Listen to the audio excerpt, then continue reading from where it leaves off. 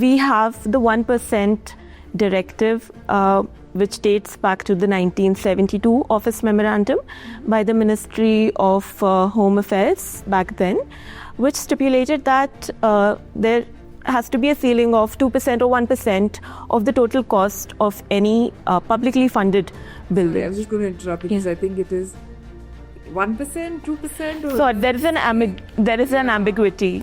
So as per the office memorandum that I was talking about, the ceiling was raised to a 2%. However, ever since then, all the secondary documents that talk about it, and in any of the tenders that this has been utilized, this guideline has been utilized, it still refers to it as 1%. So there is definitely an ambiguity. So it's between 1 to 2% of the total cost of the project estimate.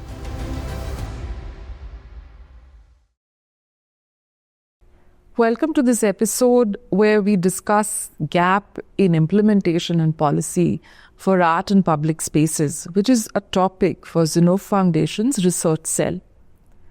The Zinnov Foundation Research Cell began in October 2025 when we felt the need to have comprehensive and well-researched documents that talk about the various aspects of art and public spaces. We began this journey by announcing an open call, and one of the papers that was selected was by Tejal Kamble, who's with us today. Welcome, Tejal. And I enjoyed your nuanced and detailed paper, which talks about two aspects, very critical aspects of art and public spaces, which is, one, there exists a policy, but on the other hand, it's when it comes to the idea, or when it comes to implementation, we see kind of a gap.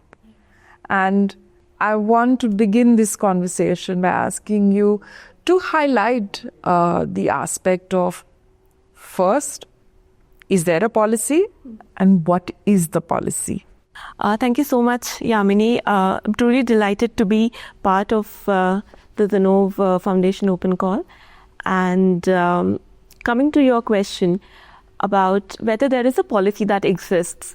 So when we look at the cultural policy for public art in India, we can say that currently we do not have any cohesive or robust policy in place. What is existing is various schemes or missions or general directives, guidelines, under which the public art ecosystem is taking shelter. To begin with, we have the 1% directive, which dates back to the 1972 Office Memorandum by the Ministry of Home Affairs back then, which stipulated that there has to be a ceiling of 2% or 1% of the total cost of any publicly funded. So, Tejal, I'm just going to stop you here and ask you, because, you yourself started by saying 1%, then it's 2%. So obviously there is a ambiguity in this whole thing. It's just for the benefit of our audiences to know that, it is not clearly stating what the percentage is, but it's a bracket that they kind of give. If you can just highlight a little bit more on what that bracket implies. Yes. So, as per the office memorandum that I was talking about, the ceiling was raised to a 2%. However, ever since then, all the secondary documents that talk about it, and in any of the tenders that this has been utilized, this guideline has been utilized, it still refers to it as 1%. So there is definitely an ambiguity. So it's between 1 to 2% of the total cost of the project estimate. Okay, right. You also mentioned that it was a Ministry of Home Affairs that's began, but today there isn't a Ministry of Home Affairs. So again, is there an ambiguity as to who takes it up? Is it under the Ministry of Culture? Is it under, development, infrastructure? I think that also becomes within this whole basket of saying that who looks at or who defines it. Is that a challenge that you kind of realized while you were doing research? Yes, definitely. That is a challenge. Currently, I think the 1% directive it still refers back to the office memorandum. We have the Ministry of Housing and Urban Affairs currently, under which we have the Smart City Mission and the other schemes such as Amrit and Hriday. However, the 1% directive still refers back to the Yeah, I think also what I have kind of experienced or what I have kind of referred to is that when there is an infrastructure project, so it's the entire project construction cost that can allocate between 1 to 2% of the project cost towards incorporating art within that project. So if I'm not mistaken, so that's interesting. I mean, that's heartening to know that at least 50 years ago, this was thought about, and there is a provision, to use this fund to bring art into public spaces. So then it makes people wonder if it is there, and it comes as a directive. How does it get implemented? In your paper, you give some fantastic examples. So if you could just pick up one of them, just for the benefit of our audiences. The paper is available on Zinnov Foundation's website. You can access the paper there, read it online, download it. And we urge you to look at that because the paper has far more detail and references. And you can look at that. So, sorry, Tejal, coming back to you, I think it would be interesting if we can have a conversation on, any one of the examples that you kind of feel answers this question that I'm raising, the gap. Policy implementation, if you could just take us through. Yeah, so before I delve into an example, which I refer to in my paper as well, looking at the 1%, like going back to the directive, it is a guideline or it is not a mandate. And besides that, it is not binding on any projects which are outside the CPWD or the centrally funded public projects. Okay. So anything that falls under the state governments, they do not really have that 1% directive as a mandate. So it still is a financial sanction. It is not a mandatory. Got it. So that's why we see this disparity and not a uniformity. Implementation of these aspects in a lot of the public buildings. That kind of, I hope that gets corrected at some point. But okay, so Tejal, coming back to your paper, you illustrate this point of the existence of a policy and the implementation. You just mentioned that it is not uniform and it is not a mandate.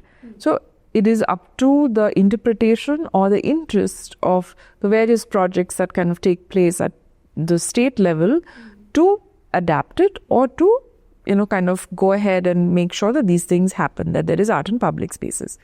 In your paper, you talk about, you've given 3 fantastic examples. I would be very happy if you could talk about one of them so that, we can kind of discuss it a little bit more, in person it becomes different. Yeah. So let me start with the Mumbai beautification project, which was initiated by the Municipal Corporation of Greater Mumbai. With a very grand budget of 1,700 crores. Wow. Yeah, and it was, the project talks about the citywide beautification of the public spaces through visual interventions. So on a broad level, it is a very ambitious vision.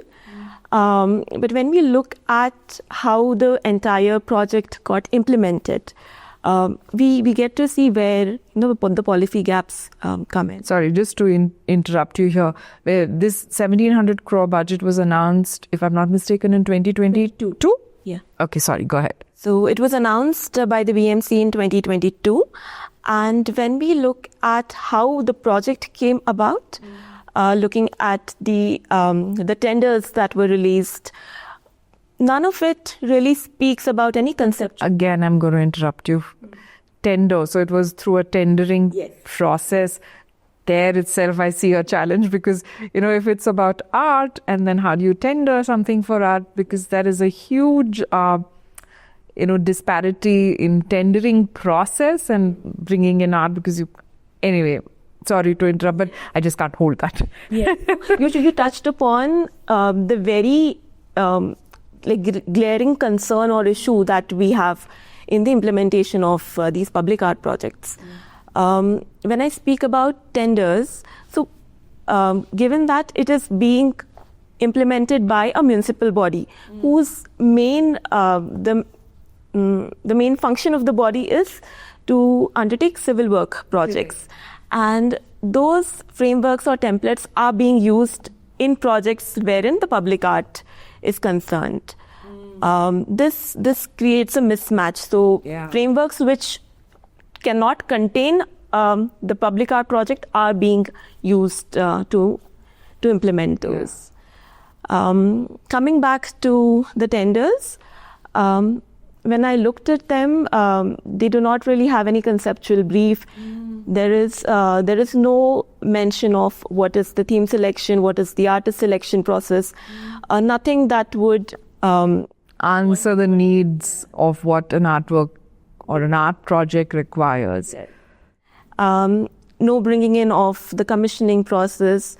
The tender speaks about it broadly mentions artwork, and given like how the civil work projects or tenders usually get accepted, they go to the lowest bidder, which you kind of understand that how it reduces or deteriorates the innovation or the artistic quality of the project.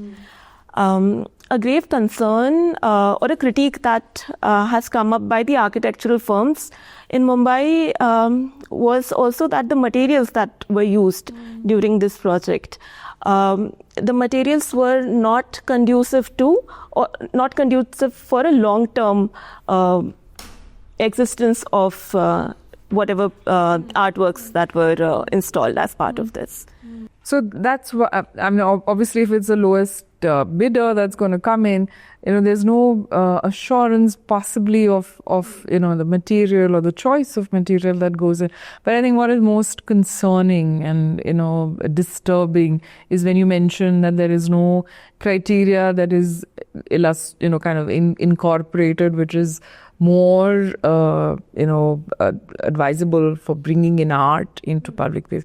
So do you mean to say that the project is now completed and or is it still underway? Because the amount mentioned is, yes, it is for the city, but it's still a substantial amount when you look at it from the lens of art. So the project is not entirely completed. It hit a lot of roadblocks, also in the form of severe backlash that came from the public in general. Firstly, due to the themes that were picked up or the art installations that were done, they did not really blend in or integrate with the image of a city. A cultural identity of a city is very unique to the place and to its people. And when it's routed through civil work contractors, you can understand that it didn't really integrate with the cultural vision. I think also just again, sorry, I'm interrupting you quite a lot because these are things that really affect the entire implementation. Which is, it started off as a beautification project, and when you talk about beauty, it's subjective and it is open to interpretation. But when you don't have anything which is to do with culture or the people who are going to use the space, I think again, it becomes merely decorative. I think we only have more gaps. More gaps. And the backlash also led to the discontinuity in the funding of the particular project. Oh wow! So the funding was discontinued. Not really discontinued, but then the future phases of the project, the municipal body had to reconsider going ahead with it. And another reason for the backlash was also that the murals that were done in the initial phase of the beautification project, they were neglected due to lack of any maintenance planning. Within a year of it, the entire beautification project was it was already neglected. So again, in the tender process, obviously they didn't have an annual maintenance plan or a component for that. And not just the Mumbai beautification project, but if you take a look at all the other projects, regardless of whether they were successfully implemented or not, there is a severe lack of the post-implementation review or maintenance. Okay, fine. So that's an interesting case study that we have, which brings me to the point which you kind of end off by saying that it's not only this project but any other project. Your paper, you also talk about other case studies, which is there. You talk about the Bhubaneswar program, and you also mentioned smart cities, because we've had this whole euphoria and something that we look forward to, saying that there's smart cities that are coming up. Does that have anything about incorporation of art in public spaces, or how is it treated within that framework? So the smart city mission has been it's been a very good opportunity for integrating visual art in public spaces. Given that the smart city mission and its the entire framework speaks about having a vision for building a cultural identity and heritage of a place, but the mission does not really get into laying guidelines or directives. It leaves it to the city level or the project level. Projects, which is fine and which is I think good which in a way. Makes sense, because every city has their own character, their own legacy and needs. Sorry, go ahead. So the smart city mission, it focuses on livability index, and as I said, it speaks about building cultural identity, and it really emphasizes on how open spaces and public spaces are handled. When we look at particular examples, so given that the mission decentralizes the project planning to city level, we will take two examples. First, I'll talk about Bhopal, and then I'll talk about Bhubaneswar. So both tier 3 cities without any government art commissions existing, but under the smart city mission, they got an opportunity to have public art coming into the entire creative placemaking. Bhopal had a very ambitious start with the smart city, the Bhopal Smart City project, laying the placemaking guidelines. So they have 5 pillars, out of which art and design, they mention it as a key pillar for... Which is very promising. Yeah, which is very promising. And they also, while analyzing or sanctioning the projects, they also look at community buy-in as a key component. Where it fails, or where the guidelines failed for Bhopal, was that it did not link it to this the cultural identity or the existing cultural fabric of the city. The art projects which were implemented as part of these guidelines, they still remained under the beautification or decorative. It didn't kind of completely, emerge as imagined or as we anticipated should have imagined. Okay, fine. Yeah. When we look at Bhubaneswar, so Bhubaneswar did not really have any guidelines in place under the Smart City mission, but there has been a collaborative effort between the municipal corporation, the development authority, and the entire Smart City planning team, along with the art collectives in the city, which is very important.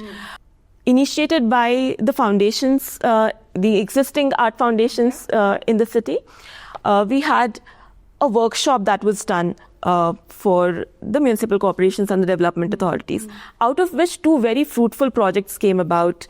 There was an art trail that was done, and later on we also had the stamp mural project that was done in 2 phases in Bhubaneswar. So given that the entire conceptualization, it began with the artist community, the art collectives, that really set up for a very strong foundation for the follow-through was something that was a challenge. Yeah. So I think, if I'm kind of summarizing what you're saying correctly, is that, it's great to have the local or the hyper-local as we talk about it, because they understand the needs of the community. It's easier to get in the voices which are specific to that space in and create something that is, engaging and interactive of the community, the artist and the people. But I think that also at the same time becomes a challenge if there isn't enough buy-in from the community or the artist community is not involved, and then it can kind of completely go into a different, different direction and not be as successful. So, this is also, I think, what you talk about in your paper, that is, localization is great, but I think we need to kind of share the knowledge and kind of emerge as a stepping block, saying that, okay, if this city or this area has done something, how do you take it to the next level? And I think that's also where, people like us, the Zinnov Foundation, comes in to collate this research, the feedback, and become a repository and, kind of emerge. So grateful to the kind of work that you've done and, that you're bringing in, and to take that dialogue ahead and create something that becomes, that grows from one project to another, rather than doing something, forgetting about it, again starting. So the success rate is not that great. And hence, I think, especially given the fact that there isn't one policy comprehensive enough to take, because it's one thing to set a policy. I think it's amazing that we have something that at the outset only says that, okay, earmark a percentage of the project cost in, that can be diverted towards visual art or art in public spaces. But I think where the challenges come is, how do you create a policy that becomes a guideline, which has step 1, step 2, step 3 for people to kind of take and adapt. And also, I think policy needs to be far more comprehensive. So, it starts not only with the thing of where the finance is coming from, who needs to do it, but what important challenge, how do you maintain it? And what is the implement? Because that is something that you brought up even in the Mumbai project, or I think which is true of any project that is done, that after, the first flush that it comes in, there's no maintenance, because that becomes. So policy needs to be far more comprehensive, is what your paper also talks about, where it is, how do you onboard somebody? How do you ensure that, there is a continuity of it? That becomes that much more deeper. And, and hence, and because of those lacks within the document, the implementation becomes a challenge. It's not that nobody cares about it, but it's just that nobody thinks and makes sure that end to end is kind of, met. So, thank you very much, Tejal. I think your paper sets the right tone. You have 3 examples, but we hope that as the Foundation's research cell emerges, we have more that we can kind of add in, and we hope to kind of continue our conversation with you otherwise also. So thank you, the audience, for joining in, listening to this conversation, and we will bring and continue to bring many such conversations. We talk about the various aspects of art in public spaces, because art in public spaces for us is not only about the objects, the sculptures or the murals that we kind of, see around, but the entire backstory of it and the afterlife, which is important to make it a successful art in public spaces initiative. Thank you very much for joining in.